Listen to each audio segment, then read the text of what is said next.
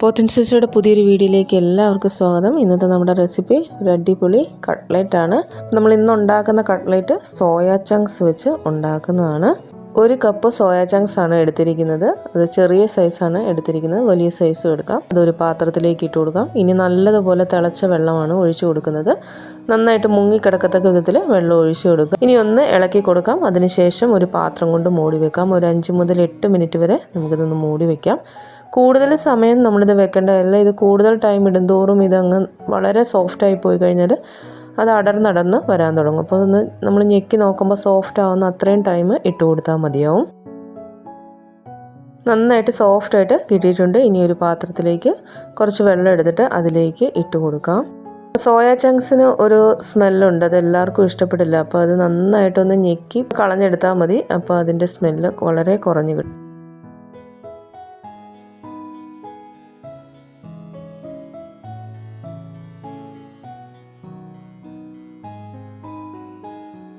നന്നായിട്ട് ഞെക്കി പിഴിഞ്ഞ് കളയുക. അതിനുശേഷം ഒന്നും കൂടെ കഴുകി നമുക്ക് നന്നായിട്ട് പിഴിഞ്ഞ് എടുക്കാം. മുഴുവൻ വെള്ളം പോയില്ലെങ്കിലും കുഴപ്പമൊന്നുമില്ല. അപ്പം ഞാൻ അതേപോലെ നന്നായിട്ട് എടുത്തിട്ടുണ്ട്. ഇനി ഇത് നമുക്ക് മിക്സിയുടെ ജാറിലേക്ക് ഇട്ട് കൊടുത്തിട്ട് 1-2 പ്രാവശ്യം ഒന്ന് പൾസ് ചെയ്തെടുത്താൽ മതി. അരച്ചെടുക്കേണ്ട ആവശ്യമില്ല.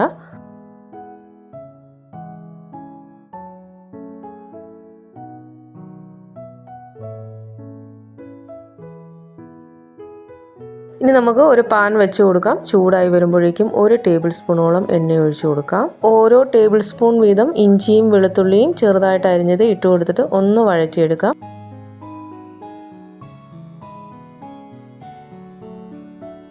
അതിലേക്ക് 2 പച്ചമുളക് അരിഞ്ഞതാണ് ചേർത്ത് കൊടുക്കുന്നത്. പച്ചമുളകും നന്നായിട്ടൊന്ന് വഴറ്റിയെടുക്കാം. ഇനി ഇതിലേക്ക് ഒരു വലിയ സൈസ് സവോള ചെറുതായിട്ട് അരിഞ്ഞതാണ് ചേർത്ത് കൊടുക്കുന്നത്. ഇത് നന്നായിട്ടൊന്ന് വഴറ്റിയെടുക്കാം.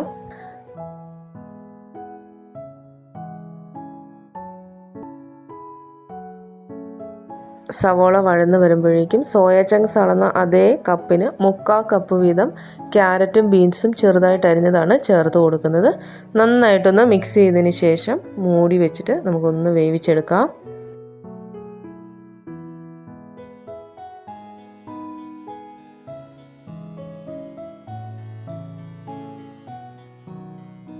കരിഞ്ഞു പോകാതെ ശ്രദ്ധിക്കുക. ഇടയ്ക്കൊന്ന് ഇളക്കി കൊടുക്കുക. നന്നായിട്ട് ഒന്ന് വാടി വന്നിട്ടുണ്ട്. ഇനി അതിലേക്ക് ആവശ്യത്തിന് ഉപ്പ് ചേർത്ത് കൊടുക്കാം. കട്ട്ലറ്റിനൊക്കെ മസാലപ്പൊടികൾ ചേർക്കുമ്പോൾ കുറേശ്ശെ ചേർക്കുന്നതായിരിക്കും നല്ല ടേസ്റ്റ്. ഒരു 1/4 ടീസ്പൂൺ മഞ്ഞൾപ്പൊടിയും 1/2 ടീസ്പൂൺ ഗരം മസാലപ്പൊടിയും പെരിഞ്ജീരകം പച്ചയ്ക്ക് പൊടിച്ചതാണ്, അതും ഒരു 1/4 ടീസ്പൂണോളം ചേർത്ത് കൊടുക്കാം. 1/2 ടീസ്പൂൺ മുളക് പൊടിയും 1/2 ടീസ്പൂൺ മല്ലിപ്പൊടിയും കൂടെ ചേർത്ത് കൊടുക്കാം. ഒരു 1/4 ടീസ്പൂണോളം ചിക്കൻ മസാലയും കൂടെ ചേർത്ത് കൊടുക്കുന്നുണ്ട്. ഇനി ആവശ്യത്തിന് കുരുമുളക് പൊടി ചേർക്കുക. മുളക് പൊടിയും പച്ചമുളകൊക്കെ നമ്മൾ ചേർത്തിട്ടുണ്ട്. അപ്പോൾ എരിവിനനുസരിച്ച് നിങ്ങൾ കുരുമുളക് പൊടി ചേർത്ത് കൊടുക്കുക. പച്ചമുളകൊക്കെ ഒന്ന് മാറി വരുന്നവരെ നന്നായിട്ടൊന്ന് ഇളക്കി കൊടുക്കുക. ഇനി ഇതിലേക്ക് നമുക്ക് പൊടിച്ചു വെച്ചിരിക്കുന്ന സോയാ ചങ്ക്സ് ഇട്ട് കൊടുക്കാം. അതിനുശേഷം നന്നായിട്ടൊന്ന് മിക്സ് ചെയ്തെടുക്കാം.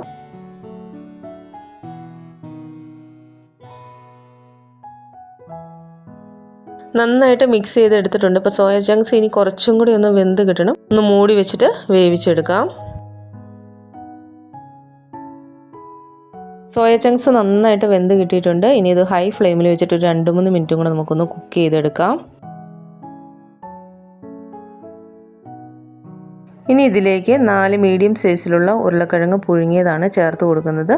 ഉരുളക്കിഴങ്ങ് ഇട്ട് കൊടുത്തതിന് ശേഷം നന്നായിട്ട് യോജിപ്പിച്ചെടുക്കണം.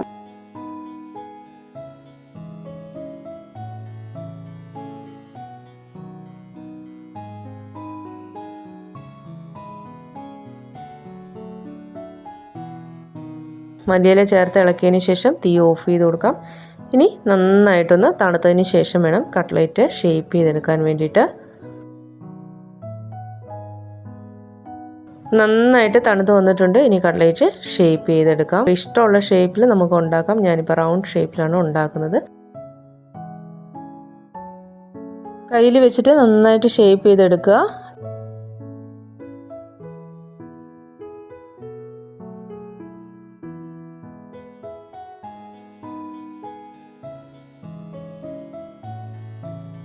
ഇതേപോലെ ഏതെങ്കിലും ഒരു കുപ്പിയുടെ അടപ്പ് വെച്ചിട്ട് നമുക്ക് നല്ല ഷേപ്പ് ചെയ്തെടുക്കാൻ പറ്റും. കുപ്പിയുടെ അടപ്പിലേക്ക് ആവശ്യത്തിന് ഫില്ലിംഗ് വെച്ചിട്ടും ഷേപ്പ് ചെയ്തെടുക്കാം.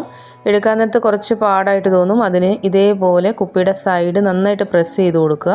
നന്നായിട്ട് പ്രസ് ചെയ്ത് കൊടുക്കുമ്പോഴേക്കും സൈഡിൽ നിന്ന് ഇങ്ങനെ വിട്ട് വരുന്ന കാണാം.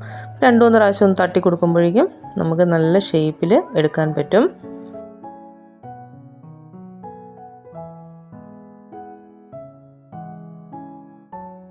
പാത്രത്തിലേക്ക് ആവശ്യത്തിന് ബ്രെഡ് ക്രംസ് ഇട്ട് കൊടുക്കാം. ഇത് ഹോം മെയ്ഡ് ബ്രെഡ് ക്രംസ് ആണ്. ഇതിൻ്റെ വീഡിയോ ഞാൻ ഇട്ടിട്ടുണ്ട്, എല്ലാവരും ഒന്ന് കണ്ടു നോക്കുക. നമുക്ക് ബേക്കറിയിൽ നിന്നൊക്കെ കിട്ടുന്ന അതേപോലത്തെ ടെക്സ്റ്ററോടുകൂടി നമുക്ക് കട്ട്ലേറ്റ് ഉണ്ടാക്കി എടുക്കാനായിട്ട് പറ്റും. ഇനി ഒരു പാത്രത്തിലേക്ക് 2 മുട്ട പൊട്ടിച്ചൊഴിച്ച് കൊടുക്കാം. അതിലേക്ക് ഒരു നുള്ളു ഉപ്പും കൂടെ ഇട്ട് കൊടുത്തിട്ട് നന്നായിട്ടൊന്ന് അടിച്ചെടുക്കാം.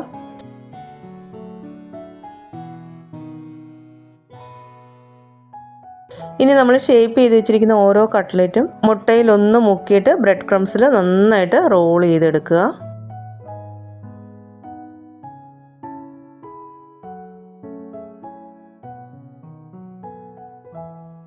ഒരു ചീനച്ചട്ടിയിലേക്ക് ആവശ്യത്തിന് എണ്ണ ഒഴിച്ചു കൊടുക്കുക. മീഡിയം ഫ്ലെയിമിൽ വെച്ചിട്ട് എണ്ണ നന്നായിട്ട് ചൂടാക്കി എടുക്കുക. എണ്ണ നന്നായിട്ട് ചൂടായതിനു ശേഷം മാത്രമേ ഉള്ളൂ കട്ട്ലേറ്റ് ഇട്ട് കൊടുക്കാവുള്ളൂ. ലോ ടു മീഡിയം ഫ്ലെയിമിലിട്ടിട്ട് നല്ല ബ്രൗൺ കളർ ആവുന്നവരെ ഫ്രൈ ചെയ്തെടുക്കുക.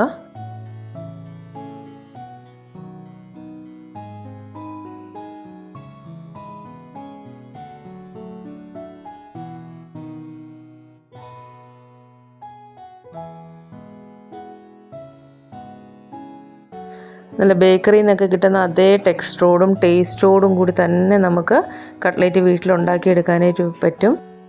ഇനി കട്ട്ലേറ്റ് ഉണ്ടാക്കുമ്പോൾ എല്ലാവരും ഇതുപോലെ ഒന്ന് ട്രൈ ചെയ്ത് നോക്കുക. അടുത്തൊരു റെസിപ്പിയായിട്ട് കാണുന്നവരെ എല്ലാവർക്കും ബൈ ബൈ.